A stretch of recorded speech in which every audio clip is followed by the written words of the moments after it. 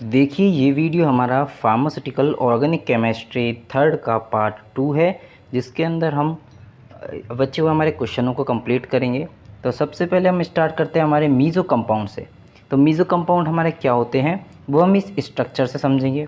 तो जो हमारे मीज़ो कंपाउंड है वो हमारे ऐसे कंपाउंड होते हैं जो कि हमारे दो या दो से ज़्यादा एसिमेट्रिक कार्बन एटम रखते हैं और साथ ही साथ हमारी प्लेन ऑफ सिमेट्री रखते हैं, उन्हीं को हम मीज़ो कंपाउंड कहते हैं।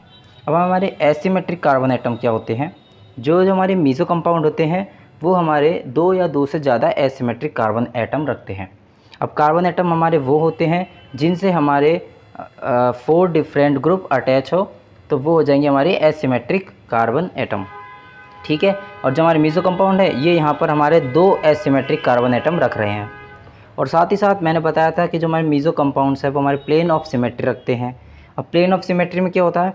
प्लेन ऑफ सिमेट्री में जो one half of the molecule है वो हमारी मिरर इमेज होगा ऑफ द अदर हाफ की।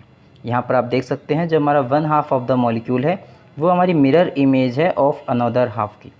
यानी कि इसको अगर हम देखें तो ये हमारी मिरर इमेज जैसे ही आपको दिख रहा होगा। ठीक है। यहाँ पर हमारे मीज़ो कंपाउंड का एग्जाम्पल भी दे रखा है, टार्ट्रिक एसिड। आगे चलते हैं, कायरल कंपाउंड और हमारे कायरल कार्बन की।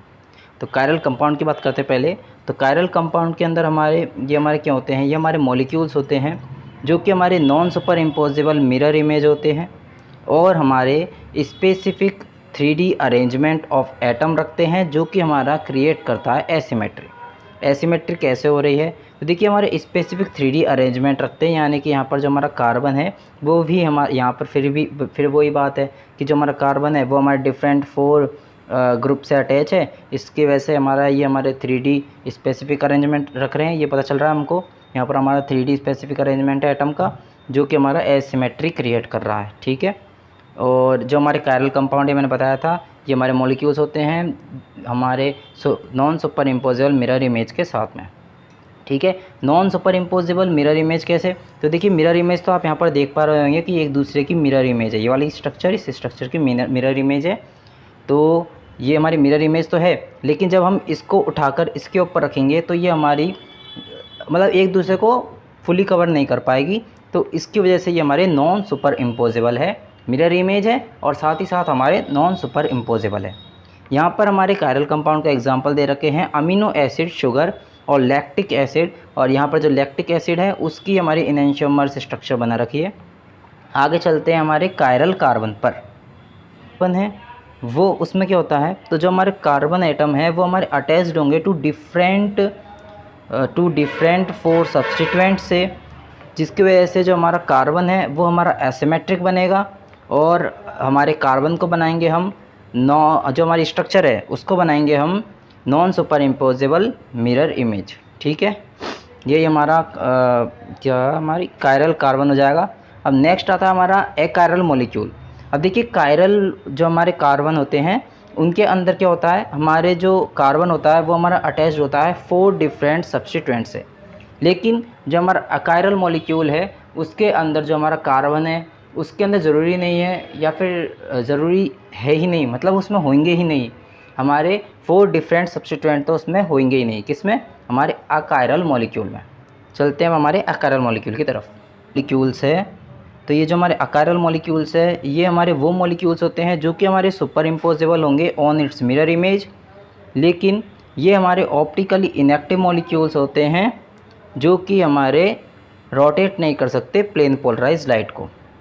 अब मैंने बताया था कि जो हमारे कायरल मॉलिक्यूल्स है वो हमारे कैसे होंगे? वो हमारे होंगे सुपर इम्पोजिबल मिरर इमेज होंगे, लेकिन ये हमारे ऑप्टिकली इनएक्टिव मॉलिक्यूल्स होंगे। तो सुपर इम्पोजिबल मिरर इमेज यहाँ पर आप देख सकते हैं। यहाँ पर तो मिरर इमेज तो हमको पता है कि कायरल मॉलिक्यूल्स की मिरर इमेज हमको दिख रही है, लेकिन ये मिरर इमेज हमारी सुपर इम्पोजिबल तो ही ना है। तो इसको हम सुपर इम्पोजिबल कन्वर्ट करने के लिए 180 डिग्री रोटेशन करेंगे, जिससे ये हमारा सुपर इम्पोजिबल में कन्वर्ट होगा। ठीक है। अब अगर आप इसको इसके ऊपर रखेंगे तो ये हमारा फुली कवर्ड हो जाएगा, क्योंकि ये हमारी सुपर इम्पोजिबल मिरर इमेज है। तो यहाँ तक तो आपको क्लियर हो गया कि जो हमारे कायरल मॉलिक्यूल्स है हमारे वो मॉलिक्यूल्स होते हैं जो कि हमारे सुपर इम्पोजेबल होंगे ऑन इट्स मिरर इमेज, लेकिन ये हमारे ऑप्टिकली इनएक्टिव मॉलिक्यूल्स होते हैं। अब ऑप्टिकली इनएक्टिव मॉलिक्यूल्स क्यों होते हैं?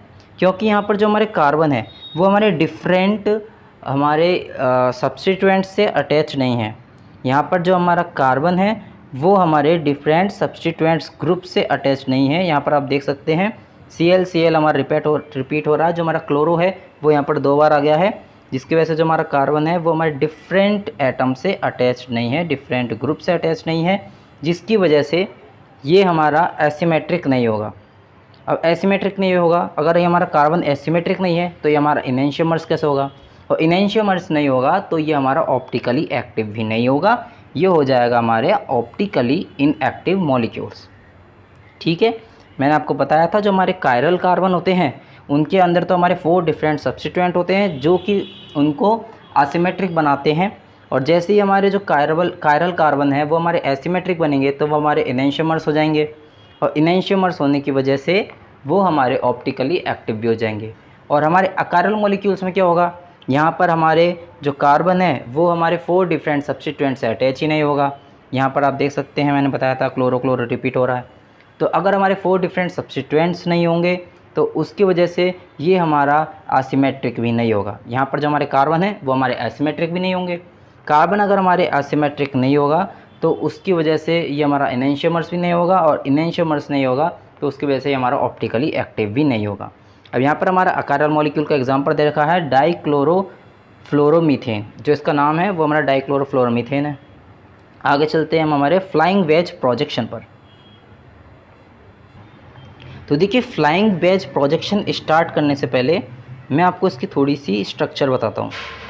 देखिए, फ्लाइंग वेज प्रोजेक्शन है तो इसके लिए हमारा ये एग्जांपल दे रखा है जहाँ पर हमारा ये CHO और CH2OH है वो हमारे प्लेन में है, और H और OH, यहाँ पर जो OH है वो हमारा डैश पर है। अब डैश क्या होता है, जब आप इंस्टाग्राम तो चलाते होगे, अब इंस्टाग्राम में क्या करते हैं हम, जब गैप देते हैं नेम के बीच में, जब हम कोई अकाउंट बनाते हैं तो अकाउंट के नेम पे तब हम क्या करते हैं, डैश लगाते हैं। आजकल चल रहा है ट्रेंड डैश लगाने का। तो अब डैश क्या होता है, अगर आपने ध्यान दिया होगा तो डैश हमारे सेंटर से स्टार्ट नहीं होता, वो हमारे नीचे होता है। तो डैश हो जाएगा हमारा बिलो द प्लेन। तो यहाँ पर जो हमारे डैश होते हैं यानी कि जो हाइड्रोजन है वो हमारा डैश है, यानी कि जो हमारा बिलो द प्लेन है, और जो वेज है वो हमारा ऑब्वियसली, अगर जो हमारा हाइड्रोजन हमारा डैश है यानी बिलो द प्लेन है, तो ये जो हमारा वेज है वो हमारा अबव द प्लेन हो जाएगा। अब आपको जैसे ही आपसे कोई बोलेगा फ्लाइंग वेज प्रोजेक्शन हमारा क्या होता है, तो फ्लाइंग वर्ड से आपके दिमाग में आ जाना चाहिए कि यहाँ पर हमारे जो वेज और डैश है वो हमारे फ्लाई हो रहे हैं, वो हमारे प्लेन में नहीं है। तो ऐसे ही आप इसको याद कर सकते हैं जिससे आपको एग्ज़ाम में हेल्प मिलेगी। और क्या है, तो अब हम आते हैं हमारे क्वेश्चन पर। फ्लाइंग वेज प्रोजेक्शन हमारा क्या है, तो ये हमारी 3D रिप्रेजेंटेशन है ऑफ मॉलिक्यूल्स की। और ये जो हमारे जो हमारे फ्लाइंग वेज प्रोजेक्शन है ये हमारे यूज़ होते हैं फॉर हमारे both chiral and achiral molecules के लिए। और ये जो प्रोजेक्शन है वो हमारी यूज़ होगी फॉर टेट्राहेड्रल स्ट्रक्चर के लिए, जिसमें हमारे 2 एटम या फिर ग्रुप हमारे प्लेन में होंगे और हमारे अदर 2 अबव होंगे या फिर बिलो द प्लेन होंगे। ये मैंने आपको समझा ही दिया। आगे चलते हैं, हमारे नेक्स्ट क्वेश्चन हमारा फिशर प्रोजेक्शन।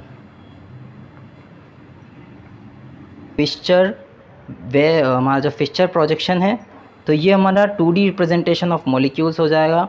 और इस मेथड के अंदर जो हमारे मॉलिक्यूल्स है वो हमारे रिप्रेजेंटेड होंगे बाय क्रॉस लाइन के द्वारा, और जो हमारी सेंटर लाइन है वो हमारी एज्यूम्ड होगी यानी कि मानी जाएगी एज हमारे कार्बन एटम की तरह। अब देखिए, हमारा जो हमने पढ़ा था अभी फ्लाइंग वेज प्रोजेक्शन, अब उसको अगर हम यहाँ पर हमारे फिशर प्रोजेक्शन में कन्वर्ट करेंगे तो कैसे दिखेगा। देखिए, मैंने आपको बताया था जो हमारा CHO है और CH2OH है वो हमारा प्लेन में थे, तो ये तो हमारे जैसे थे वैसे ही आ जाएंगे, यानी कि CHO ऊपर और CH2OH नीचे। अब यहाँ पर जो हमारा ऊपर था यानी कि जो H था जो हमारे डैश पे था, डैश था यानी कि हमारी बिलो द प्लेन था, तो वो तो हो जाएगा हमारा जहाँ पर है वहाँ ही रहेगा। और जो हमारा नीचे वाला जो हमारा वेज है जो कि हमारा अबव द प्लेन है, वेज जो कि हमारा अबव द प्लेन था वो हमारा आगे आ जाएगा।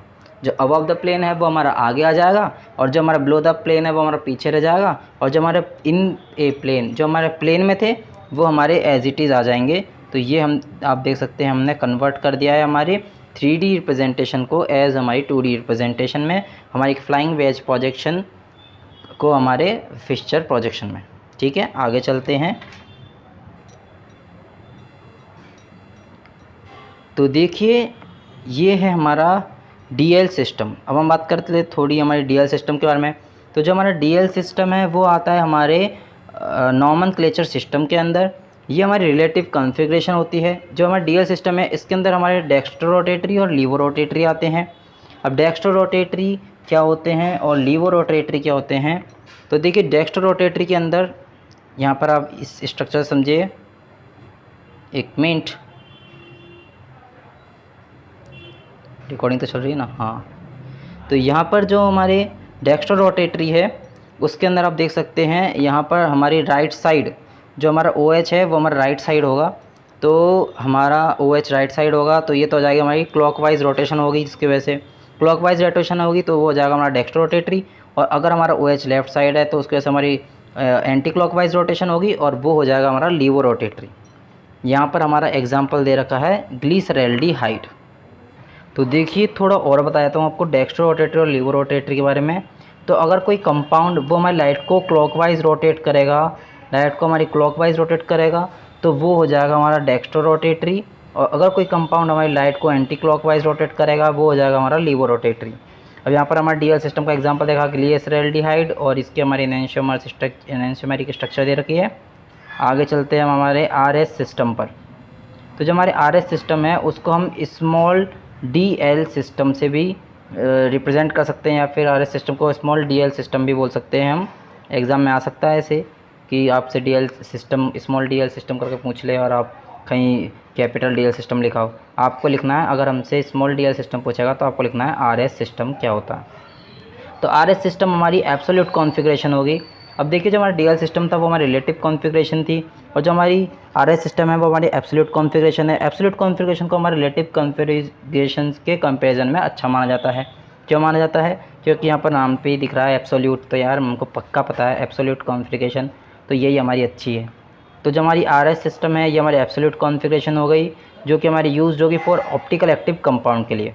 अब यहाँ पर जो R है वो हो जाएगा रेक्टस, जहाँ पर हमारी क्लॉकवाइज रोटेशन होगी राइट साइड में। और जो हमारा S है वो हो जाएगा हमारा सिनिस्टर, जहाँ पर हमारी लेफ़्ट यानी कि एंटी क्लॉकवाइज रोटेशन होगी। ठीक है, तो ये जो हमारा RS सिस्टम है तो यहाँ पर आप R को एक तरीके से D मान लो और S को एक तरीके से हमारा L मान लो। तो यही है। आगे चलते हैं हम हमारे रेजिमिक मॉडिफिकेशन है ये हमारा रेजिमिक मिक्सचर भी हम इसको कह सकते हैं, और हमारा रिप्रेजेंटेड होगा एज हमारे capital DL, RS, positive negative, small DL। यहाँ पर जो हमारा रेजिमिक मॉडिफिकेशन है उसमें क्या होता है, equal amount of levo negative and dextro positive हमारी फॉर्म्स करती है ऑप्टिकली इनएक्टिव मिक्सचर, उसी को हम रेजिमिक मॉडिफिकेशन कहते हैं। यहाँ पर हमारा एग्जांपल दे रखा है एलेनिन एंड D-एलेनिन। आगे चलते हैं हमारे रेजिमिक मिक्सचर पर। तो रेजिमिक मिक्सचर में हमारा क्या होता है, रेजिमिक मिक्सचर में हमारा इक्विमोलर मिक्सचर होगा। रेजिमिक मिक्सचर क्या होता है हमारा, इक्विमोलर मिक्सचर हो गया ऑफ हमारे डेक्स्ट्रो D और R एंड लीवो L और S सब्सटेंस का। यहाँ पर आप देख सकते हैं जो हमारा डेक्स्ट्रो है वो भी हमारा 50% है और लीवो भी हमारा 50% है। तो यही हमारा रेजिमिक मॉडिफिकेशन हो जाएगा, इसको हम रेजिमिक मिक्सचर कहते हैं। यहाँ पर मैंने अलग अलग इसलिए लिखा है क्योंकि हम इसको कुछ आंसर की लेंथ बढ़ानी है ताकि आप एग्ज़ाम में ज़्यादा लिख पाओ और आप मतलब 2 नंबर के क्वेश्चन में भी, और हमको 5 नंबर मतलब हेल्प मिले, हमको 5 नंबर के क्वेश्चन में भी हमको 2 नंबर के क्वेश्चन से हेल्प मिले। ओवरऑल हम यही चाहते हैं। अब एसिमेट्रिक सिंथेसिस यहाँ पर दे रखी है जिसके अंदर हमारे ऑप्टिकल एक्टिव के साथ मिलते हैं और ऑप्टिकली एक्टिव हमारे बनाते हैं। ये हो जाएंगे हमारी एसिमेट्रिक सिंथेसिस में। अब हम बात करते हैं हमारे partial and absolute asymmetric synthesis की। तो देखिए पहले हम पढ़ लेते हैं पार्शियल में क्या हो रहा है हमारा।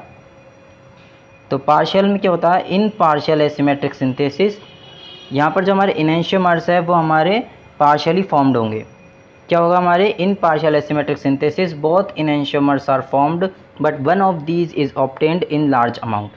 अब पार्शियल एसिमेट्रिक सिंथेसिस में क्या होता है, हमारे इनेंशियोमर्स तो बहुत फॉर्म्ड होंगे, हमारा लीवो भी फॉर्म होगा और डेक्स्ट्रो भी फॉर्म होगा, लेकिन यहाँ पर एक हमारा ज़्यादा अमाउंट में हमको मिल जाएगा, ज़्यादा अमाउंट में हमको ऑब्टेन्ड हो जाएगा। यहाँ पर कौन सा हो रहा है, वो डेक्स्ट्रो वाला, ठीक है। तो वो हो जाएगा हमारा पार्शियल एसिमेट्रिक सिंथेसिस। यहाँ पर आप देख सकते हैं रेजिमिक मिक्सचर है ऑप्टिकल एक्टिव सब्सटेंस की प्रेजेंस में, हमारा ऑप्टिकल एक्टिव हमारा बन रहा है, बस यही है इसमें। अब यहाँ पर जो हमारा फॉर्म्ड हो रहा है एनेंशियोमर्स, वो हमारा ज़्यादा फॉर्म्ड हो रहा है लार्ज अमाउंट में। यहाँ पर हमारा पार्शियल का एग्जांपल भी दे रखा है हमारा ग्लूकोज, और भी इसके एग्जांपल हो सकते हैं हमारे पार्शियल एसिमेट्रिक सिंथेसिस के। बात करते हैं हमारे नेक्स्ट एसिमेट्रिक, कौन सी, एब्सोल्यूट एसिमेट्रिक सिंथेसिस की। तो ये जो हमारा एब्सोल्यूट एसिमेट्रिक सिंथेसिस है, इसमें जो हमारा रेजिमिक मिक्सचर है वो हमारा कम्प्लीटली कन्वर्ट हो जाएगा ऑप्टिकली एक्टिव कंपाउंड में, यानी कि हमारे डेक्स्ट्रो या फिर लीवो, इनमें से एक में किसी में। तो यहाँ पर इसका एग्जांपल भी दे रखा है, जिसके अंदर जो हमारा इथाइल फ्यूमरेट है वो हमारा H2O2 यानी कि हाइड्रोजन पर ऑक्साइड की प्रेजेंस में हमारा डी डाइथाइल टार्ट्रिक एसिड में कन्वर्ट हो रहा है। तो यहाँ तक हमारी यूनिट 1 कंप्लीट हो गई। नेक्स्ट वीडियो में हम यूनिट 2 कर देंगे, है ना। तब तक के लिए बाय बाय।